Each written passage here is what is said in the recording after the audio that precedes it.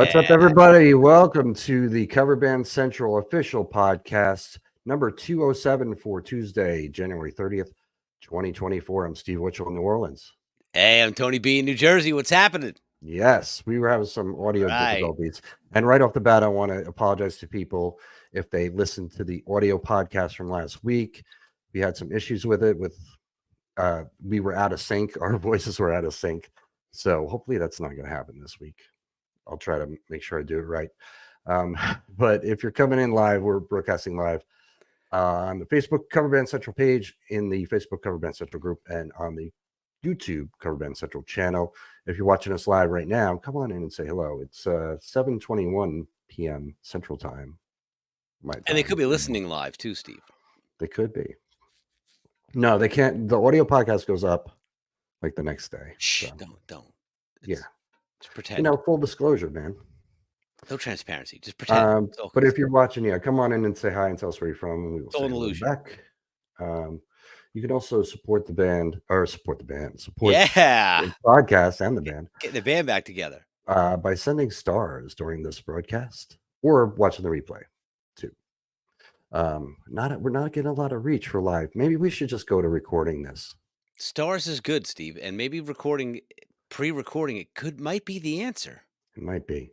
Although somebody did come in just now and say, "Hey, Steve, Facebook user, I don't know who you are, but hey." And there they are. I'm sure it's somebody I know. More than likely. You know a lot of people, Steve. I do. I have I went through this recently. In the group, there's like 600 or 700 of people I'm friends with on Facebook are in the Cover Band Central group. And that's it's got to be mostly musicians. And I'm like, do I really know that many musicians that I've played with or interacted with, or probably know me?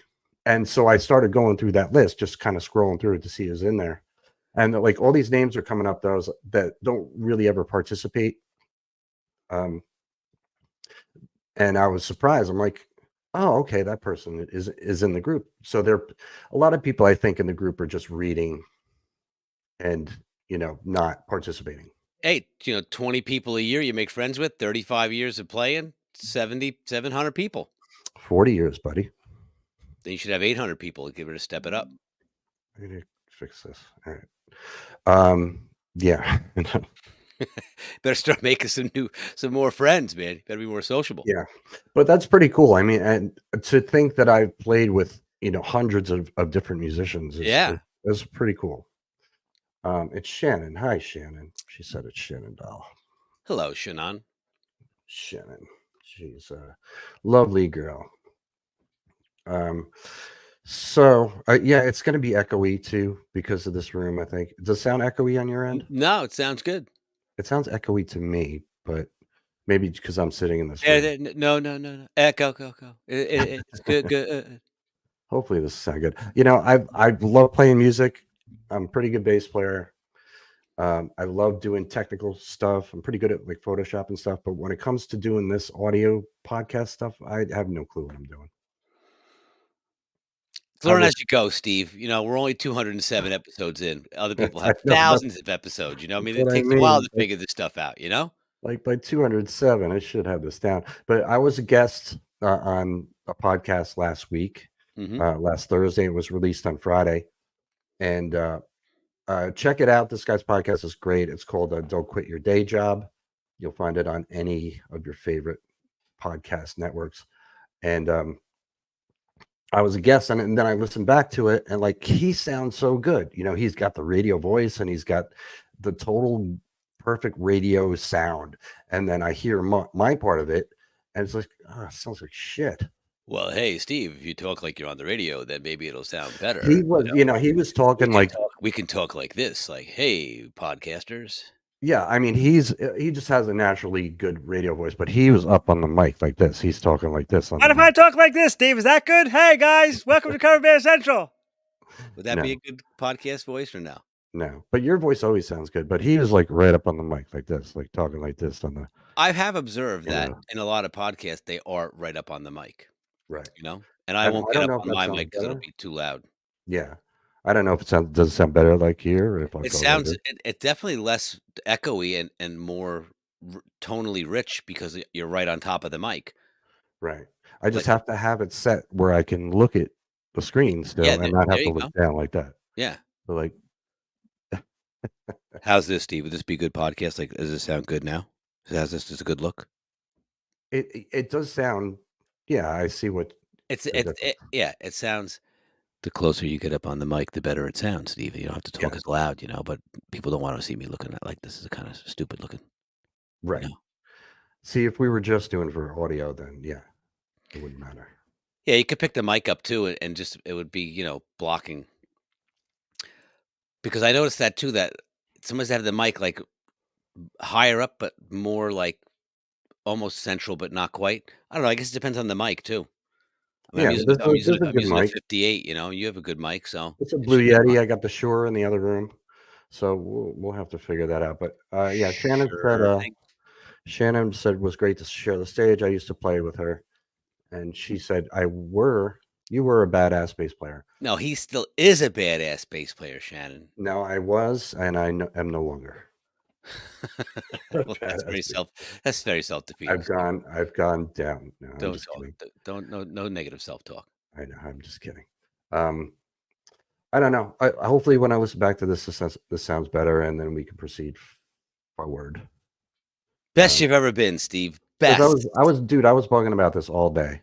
Like, I'm just like, because I was just so depressed when the person, sent me a message saying, "Oh, the voices started overlapping." I'm like, Sometimes you'll have that, I mean, just gotta roll with it. I know, I know, Try to figure it out and be better next time. I know. That's what we're doing. That's a lesson for you kids, right? Lesson for Don't let me it get you too. down. Lesson for you too, Um, Steve.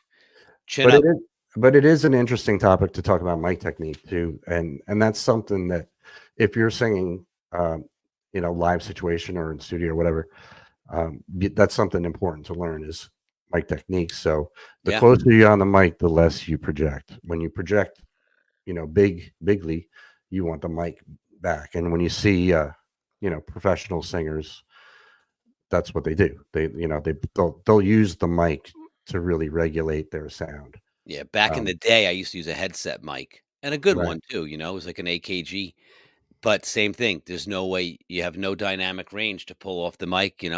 It's and you have to be very conscious that you're not over projecting and distorting, or that you're not singing too softly. Like if there's a soft part, you want to get up on the mic. When you have a headset mic, you can't do that. right.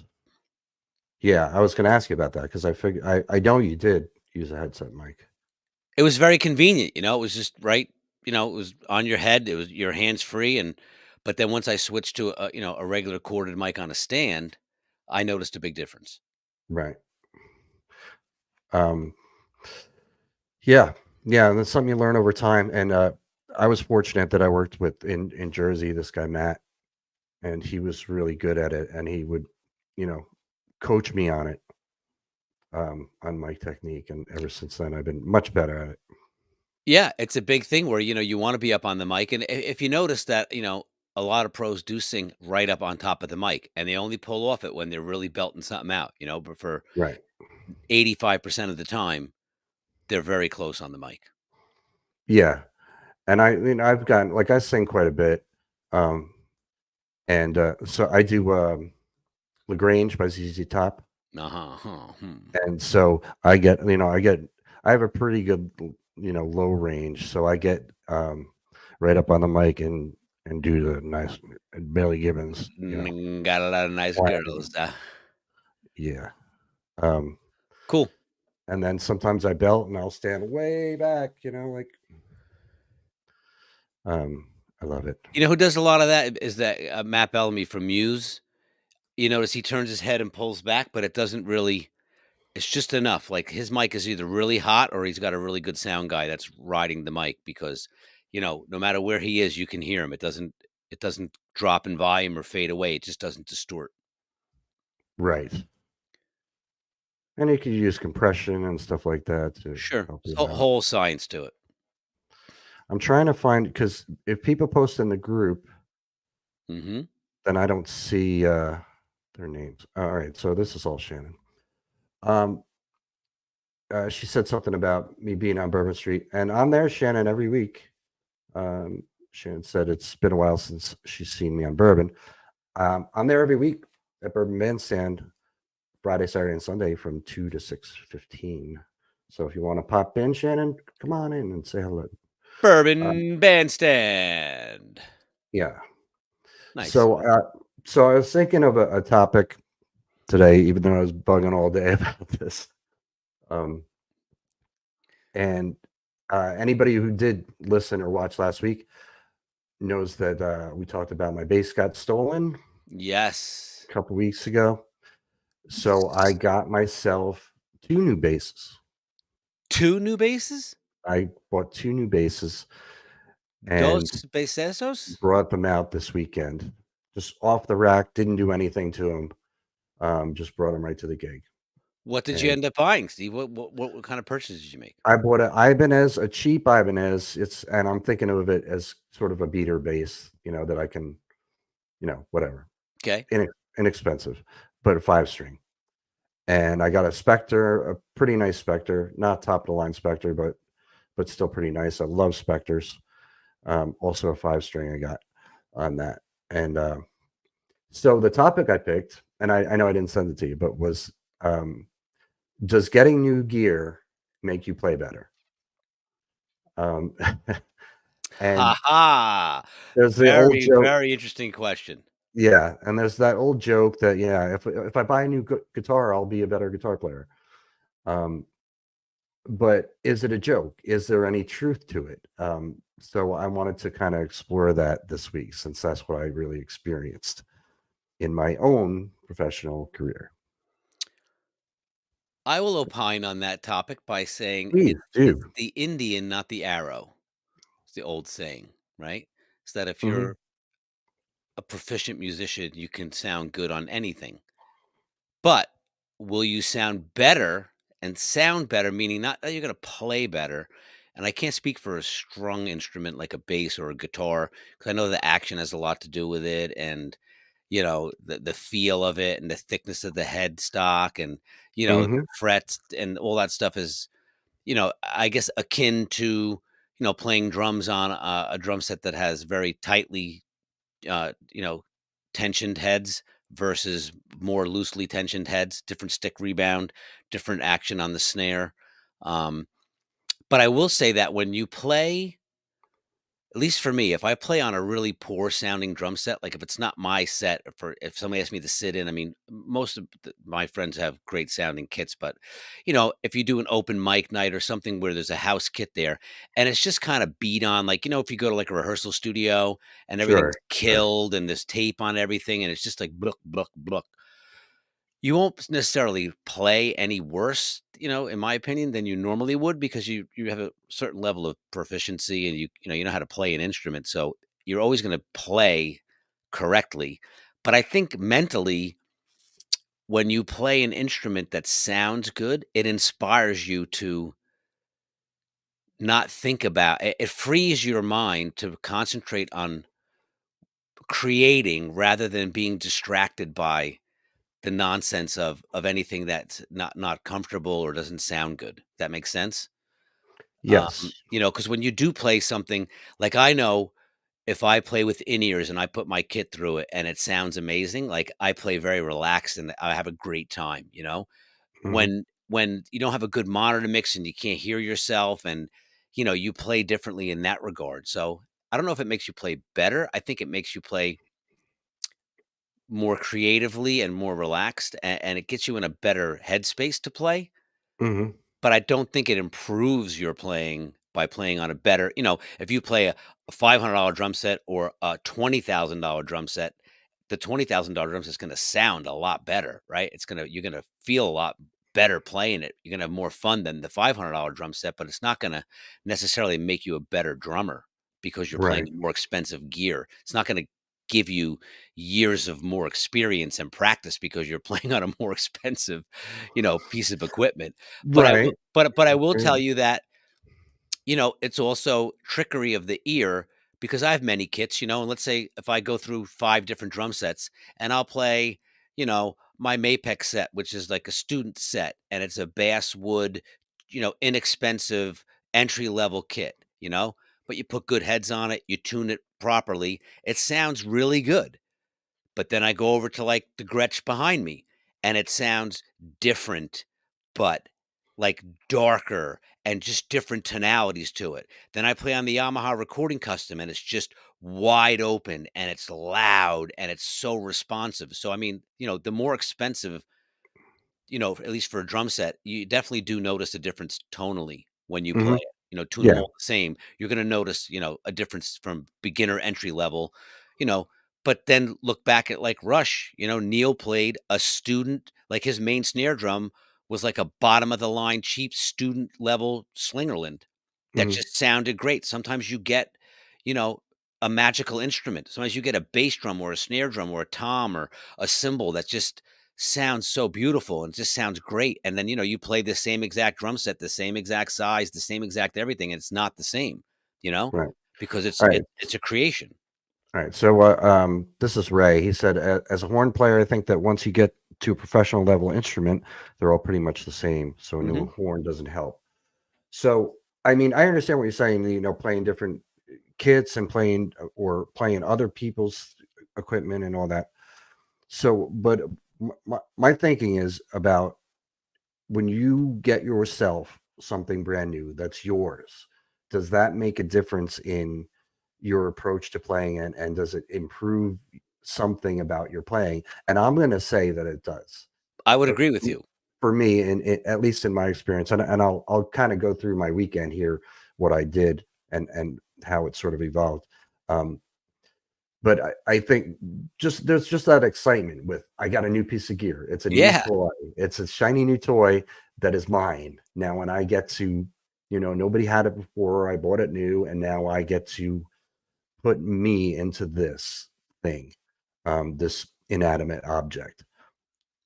Um, and so my experience was this. I bought the Ibanez first, and because I went to a local guitar music shop, and I figured, like, I had ordered the Spectre, and I wasn't sure that it was gonna be here on time by Friday. Hmm. Uh, so I was like, "All right, I gotta get something else." So I went to the music store. I bought the Ibanez and used that first, and then the Spectre actually came on Friday, and it was, like, outside my door when I was leaving for my gig, and I was expecting it Saturday.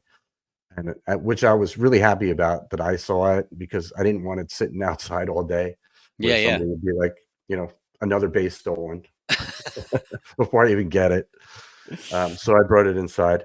And then so I with the Ibanez, I practiced with it a little bit, got it in tune, played a few songs with it at home. And then that was it. I just put it in a gig bag, brought it to work. And um, And I also had a new setup rig wise because I'd been using just a 210 cabinet and with the other bass, and the other bass was active, and it was a hot signal, and that's really all I needed for that stage. But I also kind of wanted a little more oomph on stage, so I had a 410 cabinet. I had to replace the speaker, so I got a new speaker for that, and then so I had 610. I had the 410 and 210 on the weekend, and then brought in the Ibanez, and it felt good. It was very smooth. The action is really good on it, but it didn't sound right. And I was trying to dial it in kind of all day. And Jason later said to me, he said, "That's the first time I've ever seen you uncomfortable with a bass." Hmm. So did that affect my playing? Absolutely, it did. Because I was trying to find my way around this thing and trying to get the right tone. And it just, that gets in your head, and you're not, although most of the stuff I play I can do just on autopilot, it just felt icky. It didn't feel right. Um, so then Saturday, rather than bringing in the Spectre, because the other thing about the Ibanez was, um, we 2.5 step down for everything. So when I did that, the first fret wasn't sounding. The action was too low. So you were just getting on all the notes on the first fret, which makes it a challenge to play too. That was the other part of it, because now all of a sudden you don't have that low F on the E string. You don't have the B flat on the A string, which is a normal go-to. So now certain songs I had to figure out a new fingering for, which isn't hard. I mean, I could do that pretty quickly on the fly. But still, it's okay. Now I have to think a little bit, whereas normally I don't. So to avoid that first fret. So there was that. So then Saturday, rather than just bringing the Spectre, because I didn't want a repeat of that thing, I brought in my Fender 4-string, which is right there. Yep. There. Tried and true. Tried and true. Yes. Die hard, tried and true. I've had that thing for a long time. And it's only, I usually don't bring it in because it's a 4-string and it's also passive pickup. But now that I have the 610 set up, the passive pickup was okay. And 4-string, not that big a deal. There's some drop D stuff, but just drop D. And boy, did that feel good. That bass just felt fantastic. And I was playing all smiles all day. And it just sounded fantastic to me. I'm like, oh, it felt like an old shoe, Sure. And then so Sunday, I brought in the Spectres. So I played 3 gigs in 3 days with 3 different basses. And I was gonna mess with it, but it needs to be really properly set up, and I didn't have the time to do that. So I was like, screw it, it's Sunday. Sunday's generally a slower day anyway. We're gonna be watching football, and I brought in the 5-string, and I've loved Spectres. This is my 3rd one owning, and it just sounded like a Spectre. It felt like a Spectre.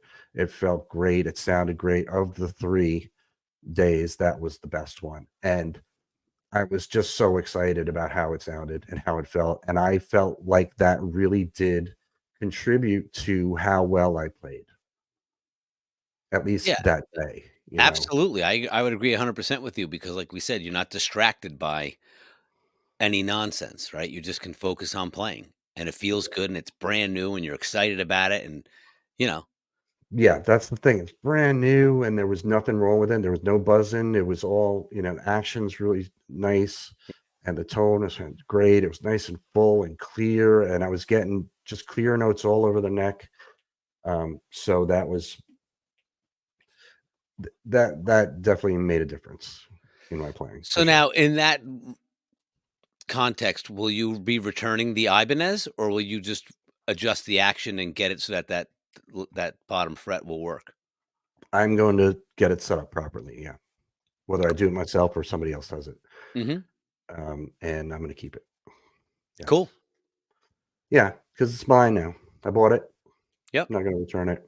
And I do like it. It's super light. That was the other thing about it. That's great. Yeah. You had said that. Save your back for 3 days of playing. Back. And the Spectre too, it's a longer scale. It's a little further for me to reach out to hit that first fret. And that affects my back too. So, and even though that bass is light, just having to reach out further like that kind of bends my back a different way. And it was definitely affecting my back on Sunday. So I might just use the Fender for now. I don't know. We'll see. Tried and true. It's nice to have options. But yeah, I think, I don't know. I think everybody gets excited about new gear and it opens up something in them. 100%. I agree with you 1,000% on that. Yeah. Anybody else wants to chime in about it, please let us know. I guess that's the point I was making is it won't make you any more proficient than you normally would be. Like it's not going to make you play like you've been practicing for a year more than you have, but it's going to make you play better from a perspective of, like you said, you're relaxed, you can create, you're not thinking about it.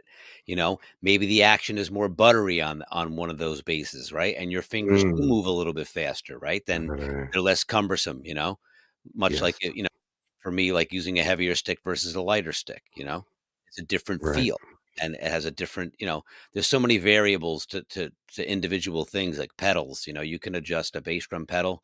Nowadays there's 100 different adjustments on it, almost too many, Mm. and depending on what you're playing, a lot of is going to be really how you're going to adjust it. If you're playing a lot of fast metal where you got to do a lot of fast double bass drum, you're going to adjust the spring differently, and your foot's going to be on a different position on the footboard than it would be if you're playing, a regular rock gig.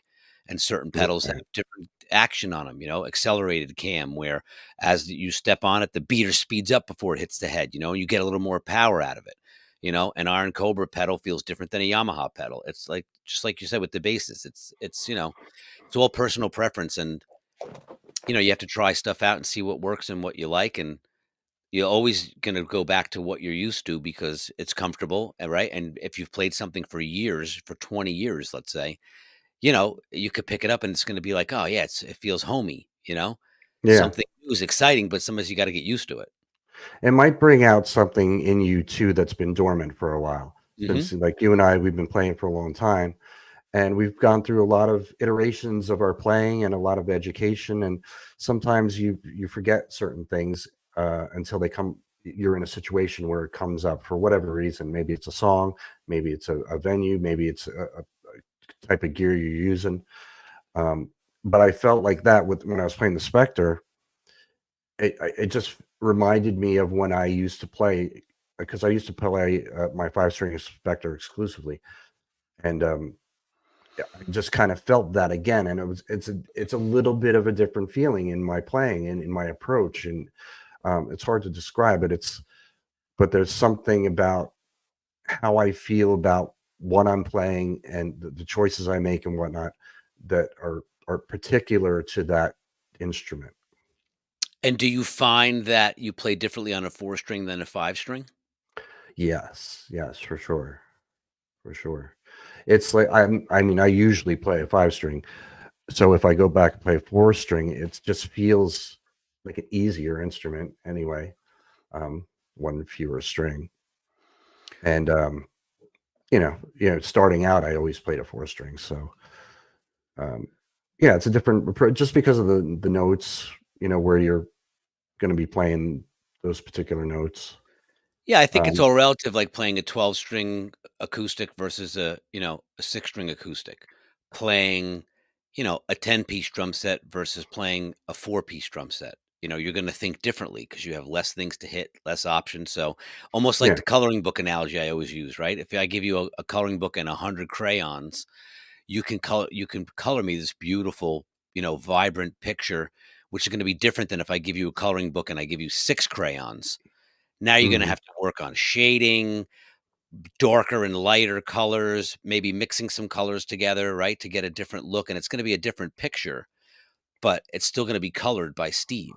So when you see the right, picture, you're gonna say like, "Oh, man, Steve Witchell colored that picture." right, One's right, right, gonna look different because you're gonna have 100 colors and one's gonna have 6, right? But it'll still have your personality in it. It'll still represent, your creative thought process of how you would approach it, but you may have to think differently about how you're gonna color it based on what your options are. right. I just turned this light off, and it made everything look better to me. There you Like, go. Like, try to turn my lights off. Hang on. wait, No, I gotta turn sorry. the color light on. I got Yeah. it on right now.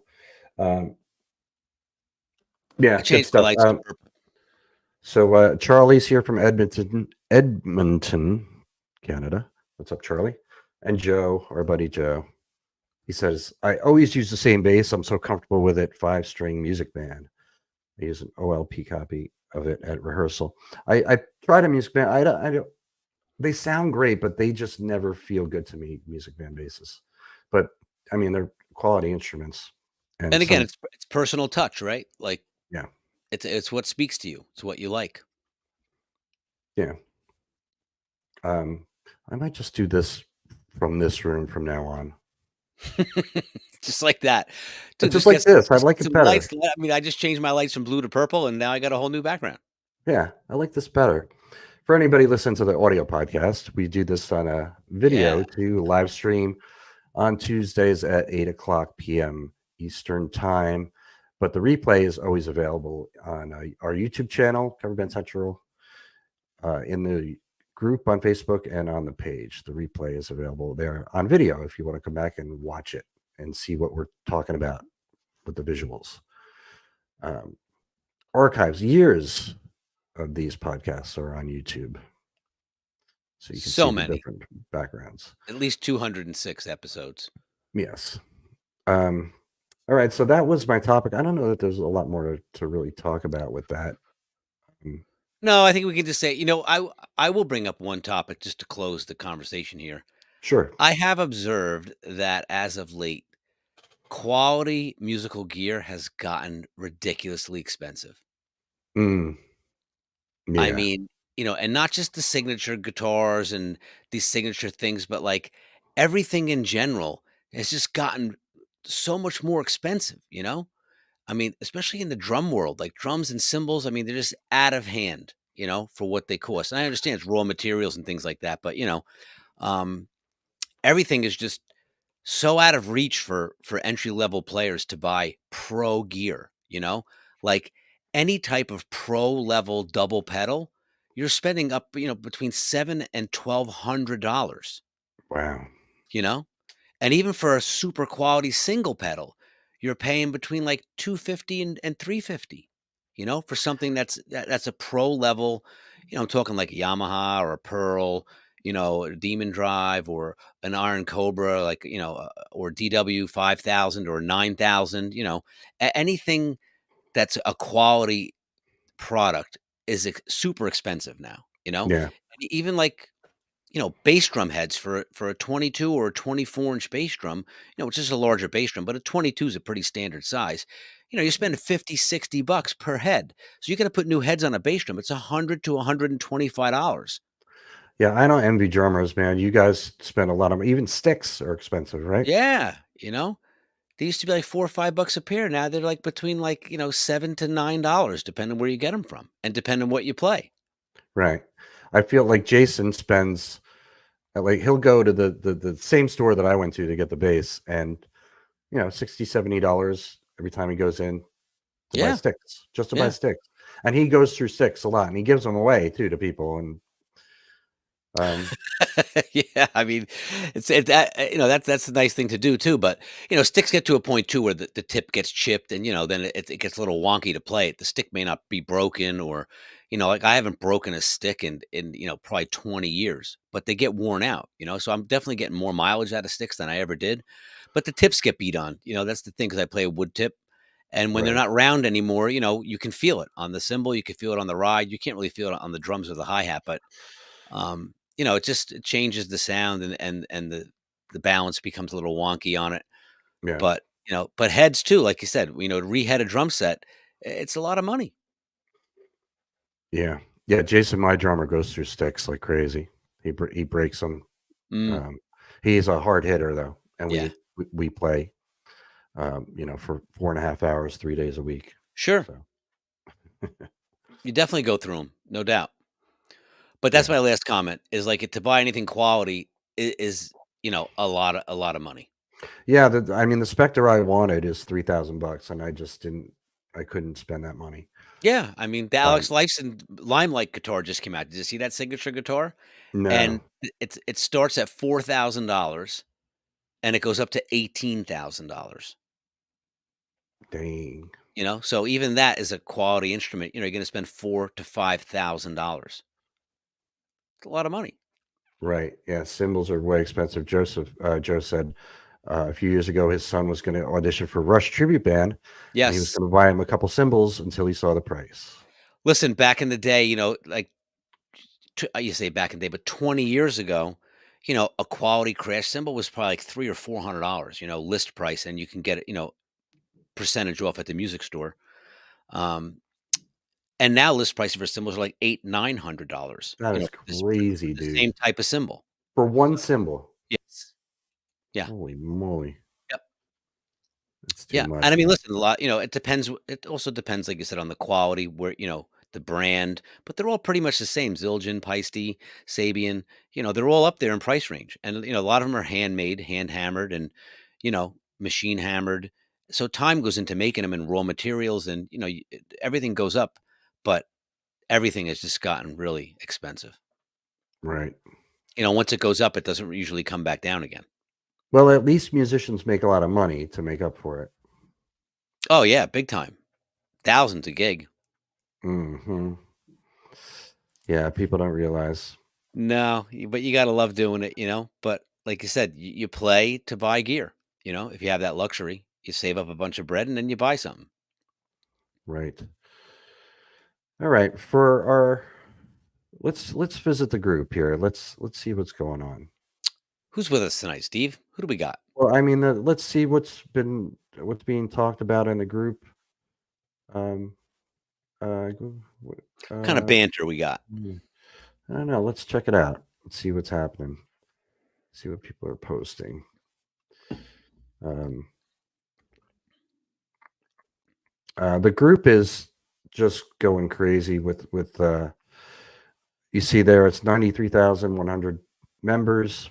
Yeah. And I'm talking about the Cover Band Central group on Facebook, and it's grown. It was at 68,000 like 2 months ago, and now it's Yeah, you'll be over 100,000 by next month. Yeah, there's more than 100 people a day are requesting to join. It's the place to be. People are out standing in line, shivering in the cold, just waiting their turn to enter the group and share their stuff. They're sleeping overnight. They're sleeping overnight. They're camping out. But it's pretty cool, and I really do love this group and what's going on. Our first post here is us there. It's fantastic.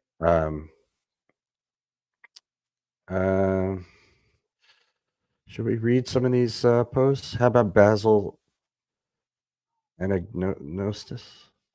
I don't know how to say that. What does Basil have to say? Basil. He said, this crossed his mind driving home from the day gig. Heard another song with reference to a guitar, and as almost always, the word old was in front of it. I've noticed that in just about every song I've heard with a guitar mentioned in the lyrics that they're old, beat up, found in a secondhand store. You get the idea. I guess it's not romantic or glamorous enough within a song to reference a nice new Strat.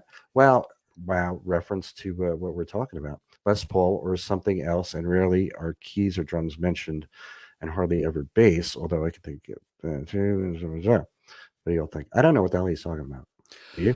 I don't know, but you know what's funny when you say that? Like, Cole has an old guitar. It's an old Strat, you know? And Right, okay. it's been whoever played it wore the finish off the fretboard. I love that. Like, it's been played. It's probably seen thousands of gigs. You know what I mean? Right. I mean, it's just like I said, I've never seen anything like it.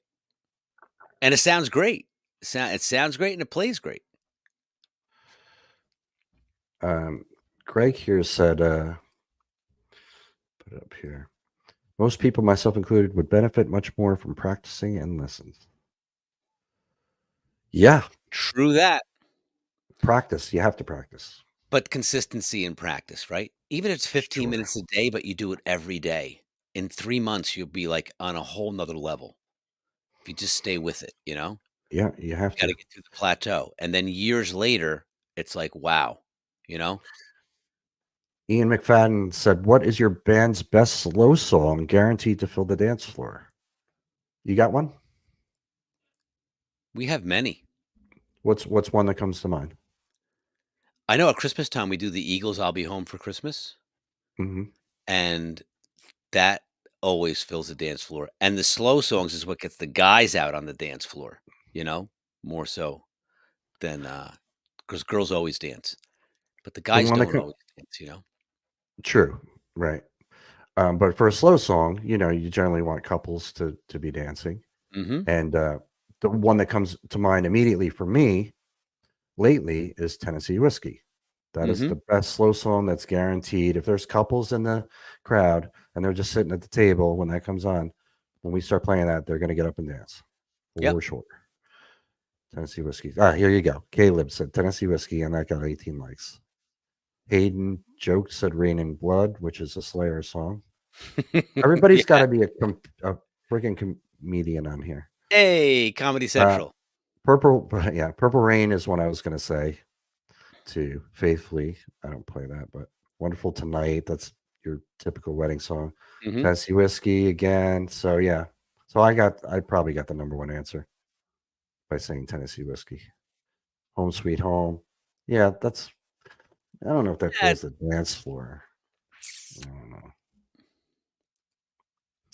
All right, but that's a good post from Ian McFadden in the Cover Band Central Facebook group. Good to have variety. Everything can't be fast tempo.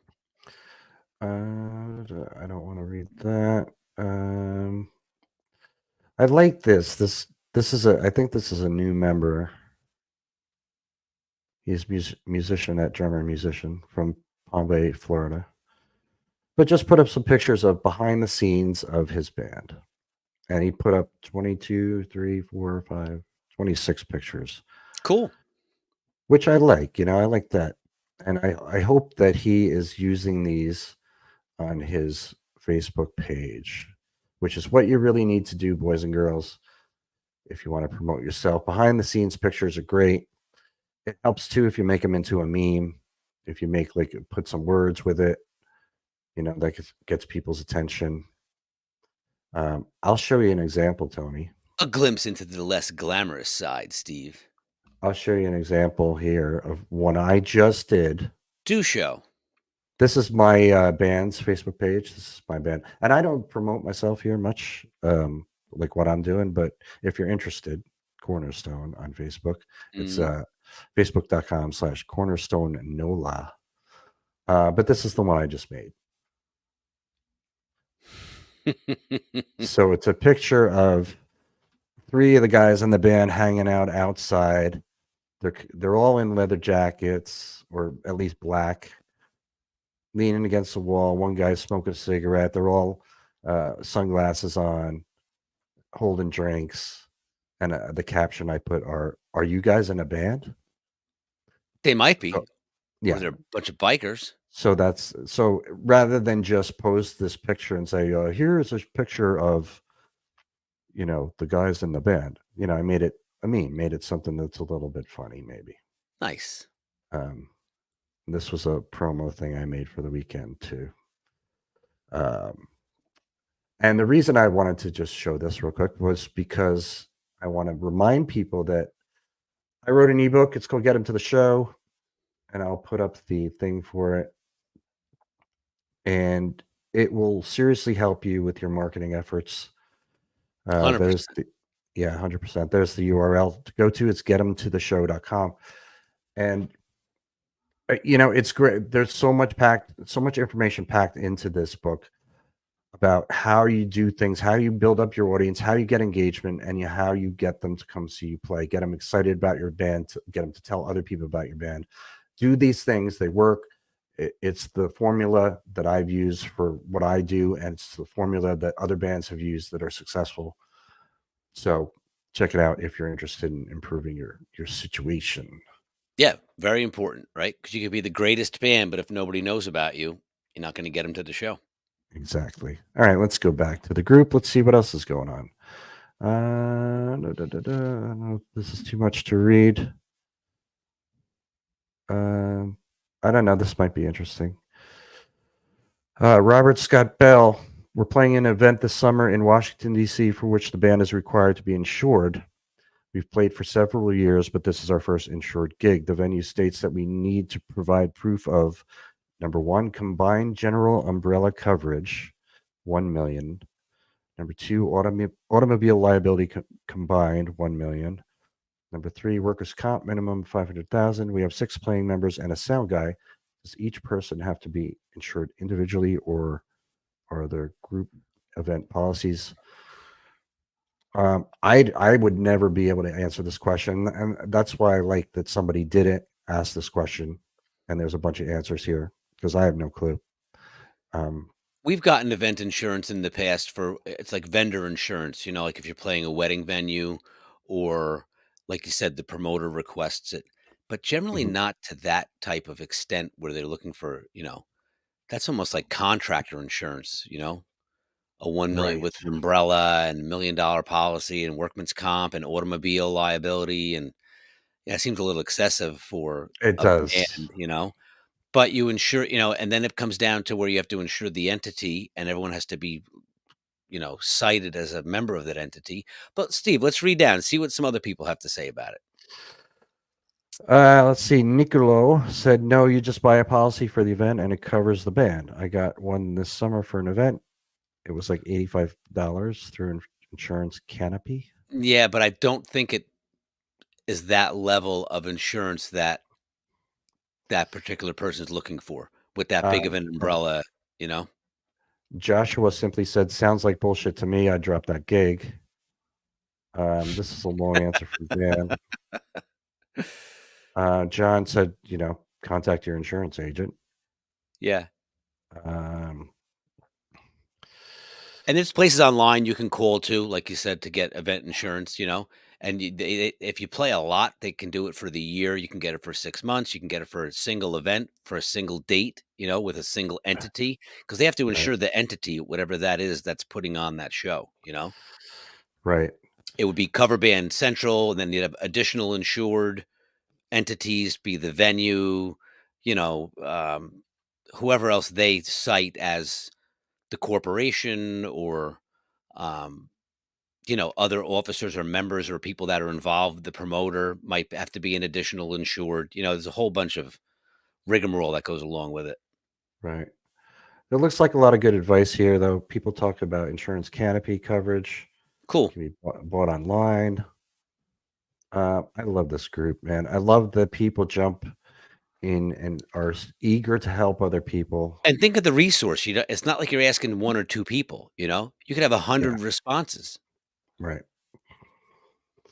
And yeah, sift through them, whichever one makes the most sense. Do your own research. It's good stuff, Steve. Yeah, that's a good question. I was talking about it, recently when I was on, I guess, on the other podcast about just the wealth of information that is in here in the archives in this group. It's 10 years, almost 11 years, dude. Wow. Worth of, you could pretty much search any keyword and find posts about it and find threads about it going back over the last 11 years. It's like an encyclopedia for cover bands. Well, because you could even type in insurance and probably have a whole bunch of answers in addition to the ones that are just on this thread. And it's a shame. I don't think people really use that all that much, or maybe people aren't even aware. That's the new ebook, Steve. How to navigate the group for your maximum benefit. This is pretty good. I've seen this a couple times, but I've just kind of skimmed through it. But this meme is going around. The oldest musicians still touring, recording, and kicking. And there's a list of probably about 50 here. The oldest is Willie Nelson at 90 and John Mayall also at 90. The youngest they have on here is at 76 years old, which is Ian Anderson from Jethro Tull. Are they still playing Jethro Tull? I think so. Keith Richards has got to be on that list. Keith Richards isn't as old as you would think, though. He's, the joke is about him being so old, but he's not. Let's see, Mick Jagger is 80. All right. So yeah, Keith Richards is 80. He's on the list. Yeah, Roger Waters is 80. He looks a lot older than that. Well, he's done a lot. He looked 80 when he was 50. I know. Well, he's done a lot of partying. Yeah. Who else is on here? It's so interesting because, like 20 years, all these people are going to be gone. Yeah, so go out and see them while you still can, while they're still making music, right? We got else on here. Iggy Pop at 77. I'm surprised he's still alive. Yeah. Sammy Hagar, 76, man. Yeah. And he can still sing the way he can sing. Unreal. Clapton, 78. Neil Young's playing at Jazz Fest this year here in New Orleans. He's 78. Rod Stewart is 79. We haven't really heard from Rod Stewart in a while. No. So I don't know if he's still. I haven't seen any recent picture of him, but he probably looks like he's in his 50s because he's always looks young. No, I don't know. Last time I saw him, he looked pretty old. He can only dress up 77 so much. Right. George Benson, 80, man. George Benson. Steve Miller, 80. Wow. McCartney, 81. We got two Beatles still alive. Where's Ringo? Ringo's 83. Ringo, talk about somebody who looks younger than their age. Yeah, no, God bless these guys, man. Like I said, they're still going. Buddy Guy, 87. Buddy Guy, one of the best concerts I've ever seen, and I've seen him 3 times. Awesome. Buddy guy, guitar player, blues legend. All right, so that's cool. That's a cool meme that people have been sharing. A lot of responses to that. Taylor Swift should open her shows with Secret Agent Man. I saw this post and I don't know what that means. I know the song, but I don't get the reference. Hmm. Do you know what that means? I do not. I know the song though. Taylor Swift, the biggest star in the world. Now she's the biggest NFL star in the world. God bless her. Love it. All right, that's enough of that. Good stuff, man. What the takeaway from that is you can still make music no matter how old you are. As long as you're young at heart and you can still play. Yeah, just keep getting new equipment. You'll keep getting better and better. That's right. And practice and take lessons. Do I look like I have a sunburn in here? A little My bit. face all red? You look a little flush, yeah. You need some fluorescence on you, Steve. It feels hot in here. I don't You know. need some lighting. I have a light on. A light, singular. A light, yes. Yeah, I only have one, too. Okay. What's this? Wow, I don't know how you would say that. Watching from PNG. I don't know what PNG is. Do you know what PNG is? I don't know. We are a worldwide group page, everything. Cover Band Central's all over the world. So you never know where people watch it from. I know there's over 50 countries of people that are engaged with CBC. 888,000 followers now, Tony. Yeah, I could hit 1 million this year, Steve. I could feel it. Yeah. All right. Well, we've pretty much exhausted everything, so we can wrap it up here. This doesn't need to be an hour anymore. Well, we got unless you got something else. No, we started late because of our, technical difficulties, but we're almost at the hour mark. We're at 52 minutes, so we're only 8 minutes shy, which is not a bad thing. People got to get to bed, get some beauty rest, get sleep, get energized for tomorrow, right? For gigs, Yes. Hump day tomorrow, middle of the week. People got to get excited for that. Yes, I'm hoping that I download this and it sounds great. It's gonna sound excellent, Steve. I like it. I like your attitude. All right, everybody. Make sure you check out the brand new website, coverbandcentral.com. It's revamped. It's got all sorts of cool shit in there. Great articles, memes, and almost 100,000 members. Links to all the socials and everything else that is in the world of Cover Band Central. We'll see you next time.